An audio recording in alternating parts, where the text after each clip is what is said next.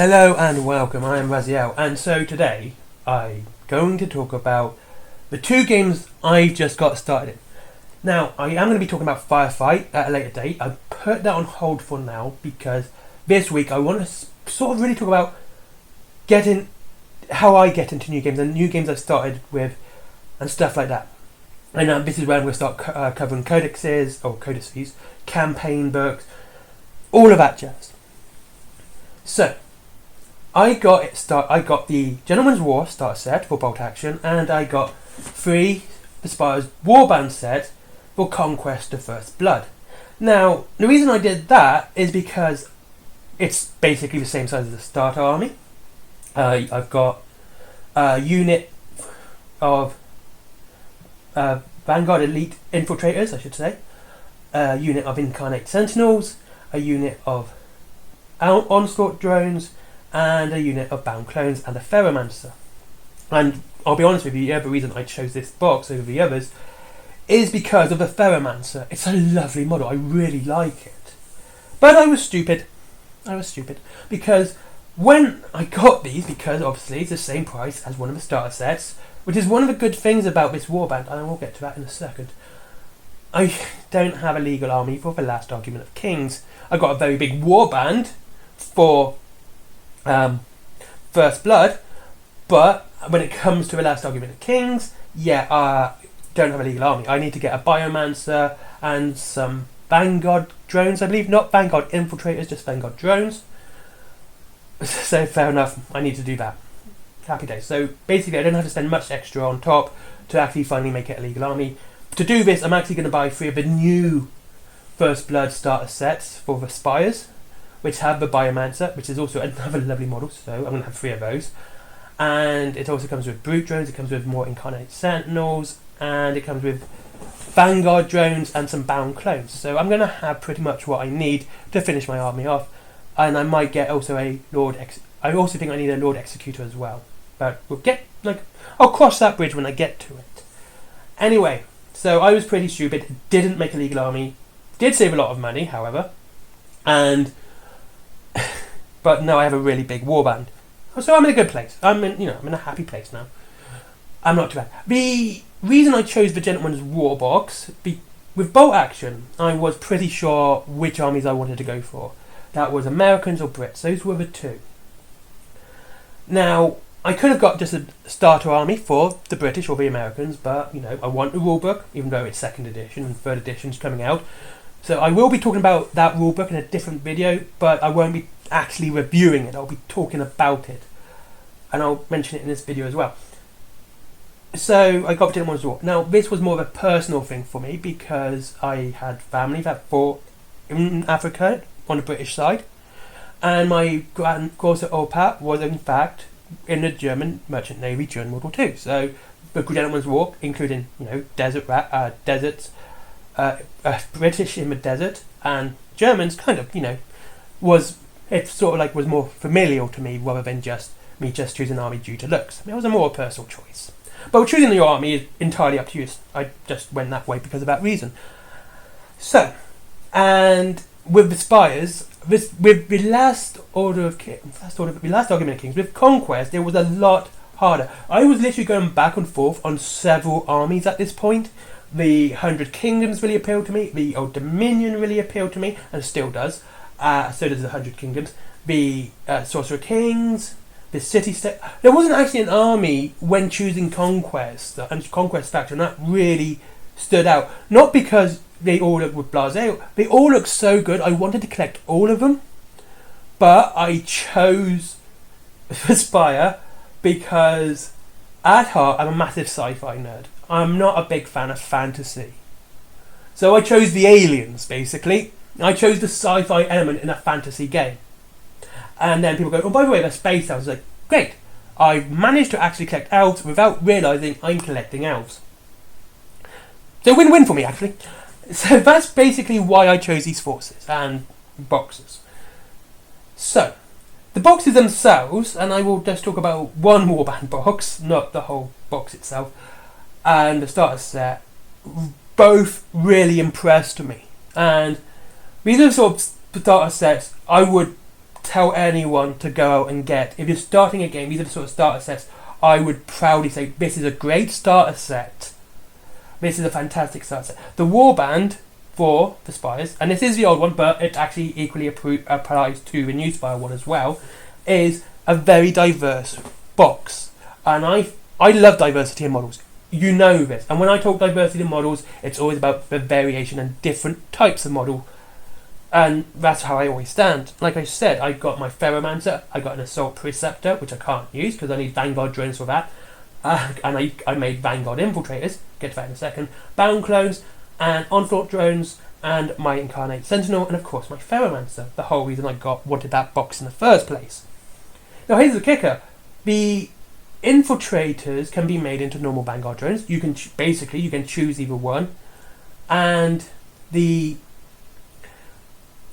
I didn't know this because the way the box is laid and the way it's, you're told what's in the box, it says you have 8 Vanguard Onslaught drones, 4 Vanguard drones, Incarnate Sentinel, and a Ferromancer and the Assault Preceptor. The Assault Preceptor is not even mentioned. It's just there in the box, and I think that's fantastic. It's like this additional upgrade to your Vanguard drones. Oh, great. I love it, right?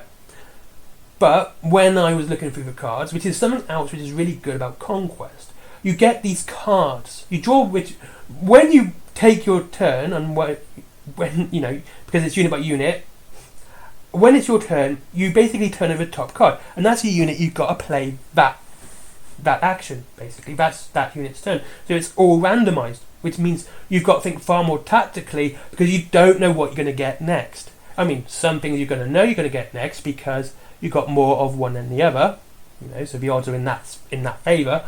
But I really like it. But here's the kicker. It has a QR code on it. The QR code basically, you go to the Parabellum app, which is a fantastic army building app, and it tells you all the rules for that unit, which is really good because, if anything, it kind of stops cheating as well because you've got to have these cards to play. You cannot play without these cards because you've got to literally randomise which unit you're going to use next. And it means if you think something's funny, you can literally go say, let me have a look at that card, you scan the card, give the card back, go, okay, no, that's not the rules, yes, that's the rules. You can actually bring up the rules yourself on your own phone and you can check it yourself. But the models themselves for Conquest are absolutely spectacular. I have painting that Ferromancer, which was the first one I painted because it's fantastic, was really cool. It is such a lovely model. And the first thing that stood out to me is these models are big. They're still miniatures. They're 35mm scale miniature, which means my Ferromancer, a normal HQ, not a heavily built HQ, stands a head taller than an Obliterator. It's taller than a Custodes. It's a big model. Even the average Infiltrator clone drone, I should say, stands a little bit taller than a Custodes. These are big models, and that really appealed to me because, as you guys know, I love building, and this makes them building a slightly bit more complicated, and I got to spend a little bit more time building because it's a larger model. And the Incarnate Sentinel was brilliant to build. It was so nice. Again, it was far more complicated. It is a big model. It stands about the height, just about higher than a Venerable Dreadnought, and it's got a variety of poses. It looks absolutely grisly. It's a nice looking model, and I can't wait to paint it. But these models went so well together. And the other thing is mould lines. I have been hard pushed to find any real mould lines on these models, and that's something that just was like, I was building my Ferromancer and I just went, where's the mould lines? Like I was really hyped to build these models. I was like really excited to build these models. I had all the tools out. I was ready to. It's like, wait, where's my mold lines? Where are they? And I enjoyed that. And they were such a lovely build. And it was a diverse box, and it was just fantastic to build and paint. Next is the Bolt Action 8th Company. Now, as you guys know, I'm not a big fan of Horde armies, so one thing beyond the historical element of Bolt Action that didn't really appeal to me was the Horde element to it. I mean, it is mass infantry, basically. It's World War II, and that is the big thing. So, I'm not building the 8th Company, I'm building the 7th Armoured Division, the Desert Rats. That's the one I'm going for. So the models look great, and again, there's very few mold lines, and building them was a joy to build. The Humber was probably my favourite model I've built in a long time. It was far more challenging than almost any model I've built for any game. Now, I'm not putting down any other game, but the Humber model was far more enjoyable just to build than anything else. It's not a big model. It's about the size of a bike in 40k, a Space Marine bike. A normal Space Marine bike, that is, not any Primaris one. And it looks cool, it looks nice, it was really fun to build. As was the actual soldiers. The soldiers have a lot of variation, and you have 4 different sets of heads. You have Scottish, Sikhs, British Tommies, and another one which I can't quite name. Let me have that quick look. The Scot turbans. Oh, you have, I think it's, and 2 types of Sikhs, I believe. I might be wrong, so please, if I'm wrong, correct me in the comments. So there's a lot of variation, and there's a lot of different guns. You've got the Lee Enfield, which is your basic, which is what I'm using, given that was the mass equipped weapon for the Desert Rats. They were supported with SMGs, like the Tommy gun, which I've used, and the Bren gun, which again I used. But there were other options for SMGs as well. It wasn't just the Tommy gun. You also got, there's a mortar in there. There's another type of light machine gun as well. So there's a variation of weapons, so each squad can actually have slight differences, and that's really cool. I really like that. But what really ended up appealing me to the Warlord box, the Bolt Action box, was the fact I had to research my army using actual historical evidence. I actually had to look up the Desert Rats, and I've got to give the Bolt Action group this massive credit, because they're really good at helping you guys. Like, if you are starting into Bolt Action, you say, like, I'm going to do this division, they're really good at helping you at what you need to get and how to equip your weapons and your soldiers, etc. Which I like. It's fantastic. Example was actually today, I wanted to double check on how to build the Bren gun. I said, is the Bren gun an LMG?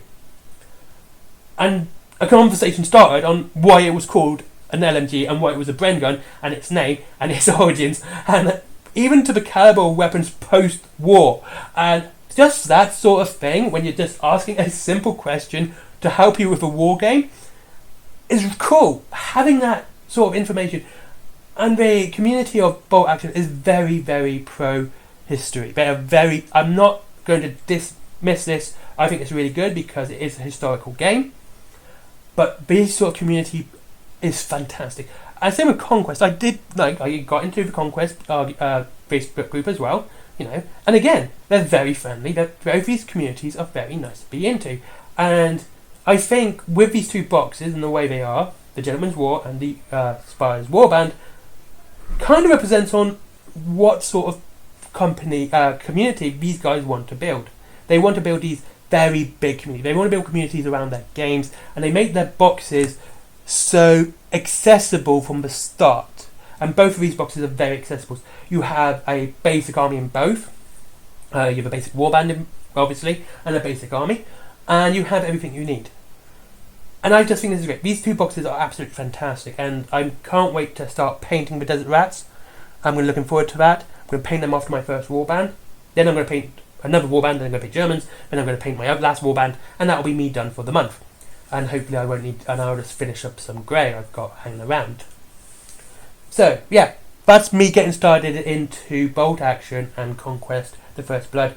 And now I know what I need to get next, which is one thing good about the way of army building into... I'm doing an army building video tomorrow, by the way, into Conquest. Anyway, thank you very much for watching. I'll see you all in the next one.